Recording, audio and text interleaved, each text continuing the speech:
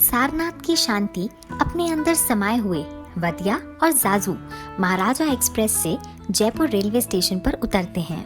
वदिया, हम पहुंच गए क्या? यही तो खासियत है महाराजा एक्सप्रेस की, लगता ही नहीं कि हम सफर कर रहे हैं। दोनों हंसते हुए जयपुर यानी पिंक सिटी की तरफ बढ़ते हैं। जाजू पूरे शहर को एक रंग में रंगा हुआ देखकर खुश हो जाता है। अरे वदिया, इतना समय हो गया ट्रेन से उतरे और अब तक कुछ खाया भी नहीं।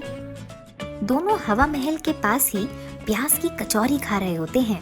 तभी कचौरी वाला जाजू से पूछता है, खमा गणेशा, लगता है आप पहली बार राजस्थान आए हो। हाँ जी। तो फिर ये कचौरी हमारी तरफ से है। आप बस देश के सबसे बड़े राज्य और महाराजाओं की भूमि यानी राजस्थान का आनंद लीजिए। वहाँ से वो दोनों जल महल की तरफ बढ़ते हैं।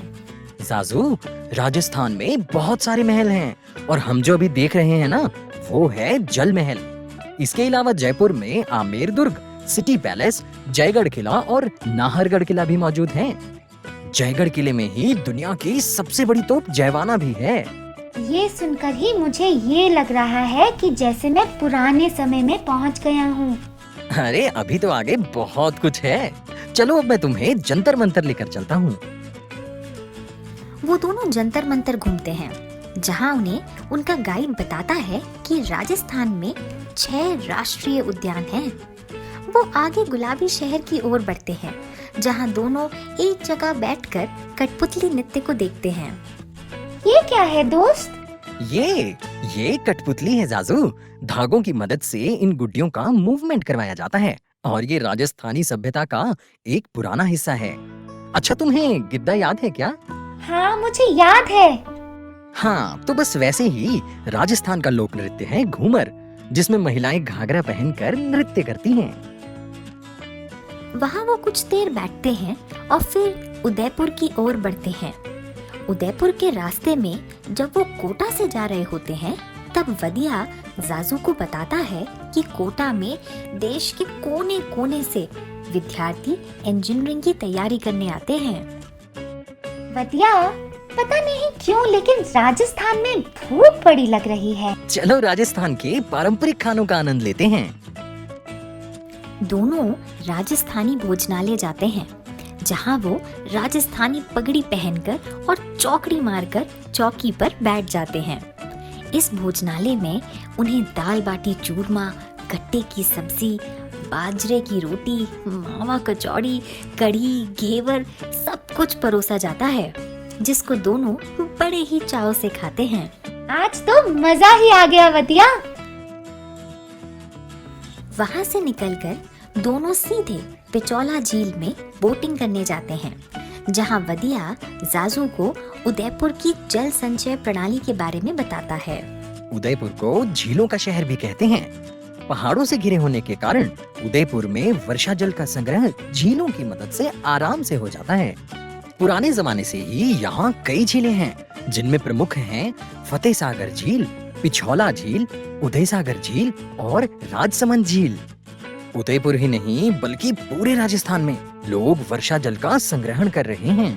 देखा वदिया, कैसे बारिश के पानी को बचाकर अपने लिए पानी का इंतजाम किया जा सकता है, और फिर वो पानी पीने के लिए चाहिए या फिर खेती के लिए। बारिश का पानी सभी चीजों में काम आता है। बोटिंग करने के बाद वो दोनों जोधपुर पहुंचते हैं, जहां वदिया जाजू को ब्लू सिटी का व्यू मेहरानगढ़ किले से दिखाता है। वदिया, ये कितना सुंदर है। पूरा शहर नीला है। यहाँ से ऐसा लगता है जैसे कोई बड़ा सा नीला जहाज हो। अरे वदिया, ये लोग क्या कर रहे हैं? वो विशेष रंगीन पारंपरिक राजस्थानी पोशाक पहने लोग गायक और संगीतकार हैं। राजस्थानी संस्कृति में संगीत बहुत महत्वपूर्ण भूमिका निभाता है। ये लोग स्थानीय संगीत यंत्र यानी सारंगी, एकतारा, नागरा, ढोल और बांसुरी बजा रहे हैं। मैं इससे मंत्र मुग्ध हो गया।